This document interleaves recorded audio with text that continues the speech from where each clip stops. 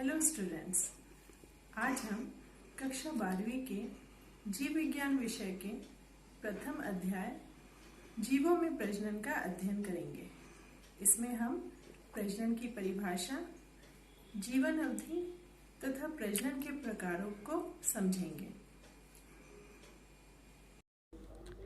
बच्चों, जैसा कि आपने अपने आसपास यह देखा होगा कि एक जीव अपने समान एक छोटे से जीव, जिसे हम संतति जीव कहते हैं, को जन्म देता है। जैसे बिल्ली अपने ही समान बच्चे को जन्म देती है, उसी प्रकार अन्य जंतु जैसे गाय अपने जैसे बछड़ों को जन्म देती है। यदि हम पेड़ों की बातें करें तो आम के पेड़ से आम और नारियल के पेड़ से नारियल के पौधे ही विकसित होते हैं।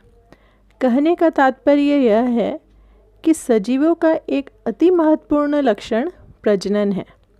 अतः प्रजनन को हम इस प्रकार परिभाषित कर सकते हैं: पुरानी पीढ़ी के द्वारा अपनी ही तरह के नई पीढ़ियों के उत्पादन या जन्म देने की प्रक्रिया प्रजनन कहलाती है। अंग्रेजी में इसे रिप्रोडक्शन कहते हैं। प्रजनन क्यों आवश्यक है? प्रजनन के द्वारा जीवों की निरंतरता एक पीढ़ी से दूसरी पीढ़ी में बनी रहती है और प्रजनन के द्वारा जीव अपनी जनसंख्या में अभिवृद्धि करता है,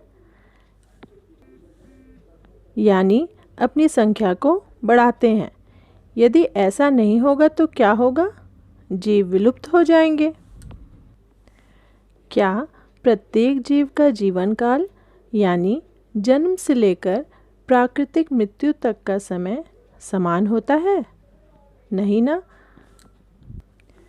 जैसा कि आप जानते हैं कि कोई जीव जब जन्म लेता है तो जन्म के पश्चात वह कई अवस्थाओं को पार करता है।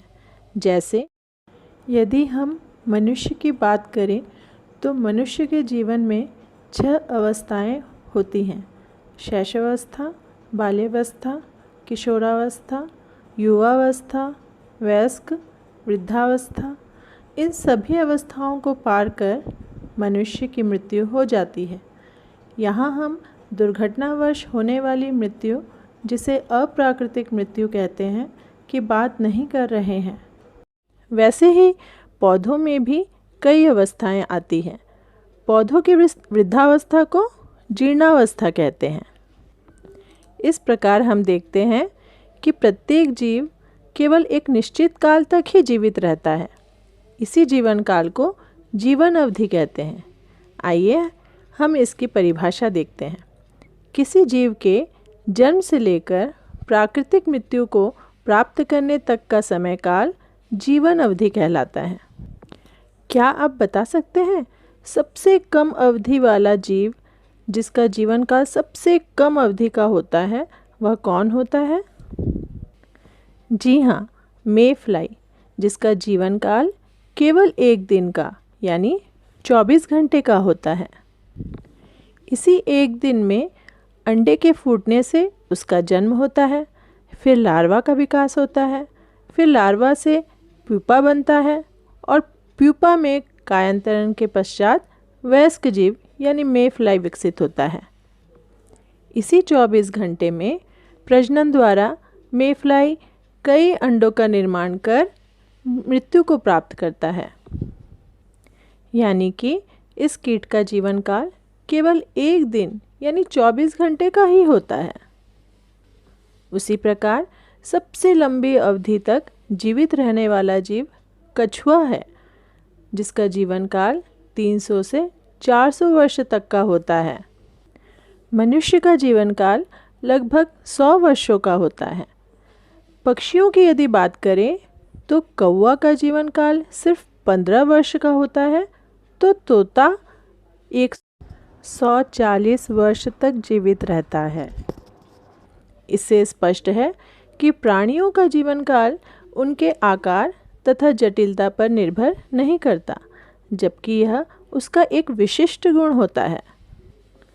आपको यह जानकर आश्चर्य होगा कि कुछ अकोशिकीय जीवों की प्राकृतिक मृत्यु होती ही नहीं है, क्योंकि उनकी वृद्धि के साथ ही उनका द्विविभाजन हो जाता है और इससे जनक कोशिका 2 संतति कोशिकाओं में विभाजित हो जाता है। इस प्रकार इन जीवों में ऐसा कोई भाग शेष नहीं रह जाता जिसकी मृत्यु हो जाए। उदाहरण अमीबा। आप सभी जानते हैं अमीबा एक कोशिकीय जीव है। इसे अमर कहा जाता है। एक पूर्ण विकसित अमीबा में द्विविभाजन होता है और वह संतति कोशिका में विभाजित हो जाती है। संतति कोशिका पूर्ण विकसित होती है, फिर उसमें द्विविभाजन होता है, फिर वे संतति कोशिकाएं देती है। इस प्रकार अमीबा में बार बार द्विविभाजन की प्रक्रिया होती जाती है और संतति कोशिकाएं बनती जाती है। इस प्रकार उसमें कोई ऐसा शेष भाग नहीं रह जाता जिसकी मृत्यु हो जाए। अतः हम अमीबा को अमर कह सकते हैं। अब हम प्रजनन के प्रकारों को जानेंगे।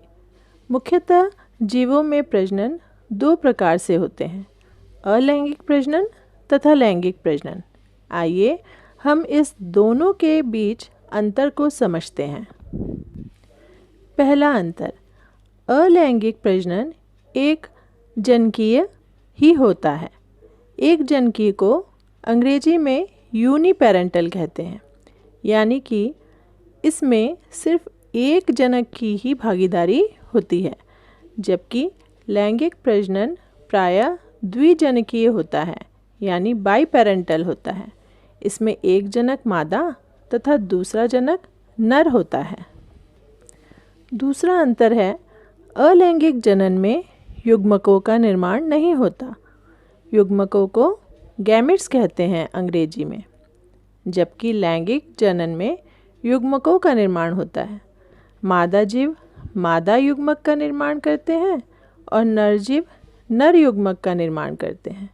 मनुष्यों में मादा युग्मक को अंडाणु कहते हैं और नर युग्मक को शुक्राणु। अब हम तीसरे अंतर को देखेंगे। अलैंगिक प्रजनन में निषेचन की क्रिया नहीं होती, जबकि लैंगिक प्रजनन में निषेचन की क्रिया होती है। मादा युग्मक और नर युग्मक संयुग्मन करके युग्मनज यानी जायगोट का निर्माण करते हैं। चौथा अंतर देखते हैं। अलैंगिक जनन में केवल समसूत्री विभाजन होता है, जबकि लैंगिक प्रजनन में समसूत्री तथा अर्धसूत्री विभाजन दोनों होता है। युग्मक के निर्माण के समय अर्धसूत्री विभाजन होता है तथा जब युग्मनज बन जाता है तो युग्मनज में समसूत्री विभाजन होकर भ्रूण का विकास होता है। पांचवा अंतर है, अलैंगिक प्रजनन से उत्पन्न संततियाँ आकार की तथा आनुवांशिकी रूप से अपने जनकों के समान होती है, अर्थात ये अपने जनकों के एकदम हूबहू होते हैं। ऐसे समान जीवों को क्लोन भी कहा जाता है। जबकि लैंगिक प्रजनन से उत्पन्न होने वाली संततियाँ अपने जनकों से आनुवांशिक रूप से भिन्न होती हैं, क्योंकि इसमें नर युग्मक तथा मादा युग्मक के केंद्रक संयुग्मित होते हैं, जिससे जायगोट में दोनों के डीएनए पाए जाते हैं, जिसके कारण संतति में विभिन्नता पाई जाती है। साथ ही जब युग्मकों का निर्माण होता है तो यह अर्धसूत्री विभाजन द्वारा होता है।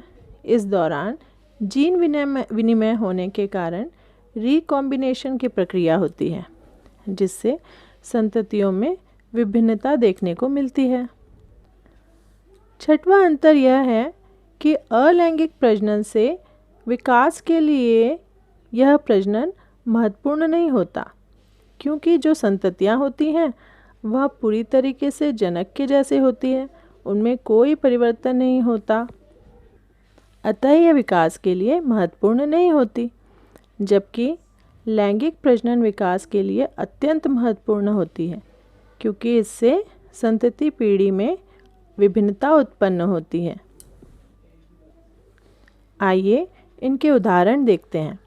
अलैंगिक प्रजनन सभी पादपों तथा निम्न श्रेणी के प्राणियों जैसे प्रोटोजोन्स, स्पंज, सिलेंट्रेट्स, कुछ कृमियों तथा ट्यूनिकेट्सों में पाए जाते हैं।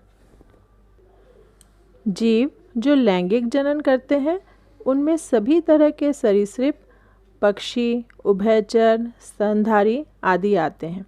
साथ ही पौधों में भी लैंगिक प्रजनन होता है। तो बच्चों, हमने प्रजनन के प्रकारों को जाना। अब अगले भाग में हम अलैंगिक प्रजनन की विभिन्न विधियों को जानेंगे।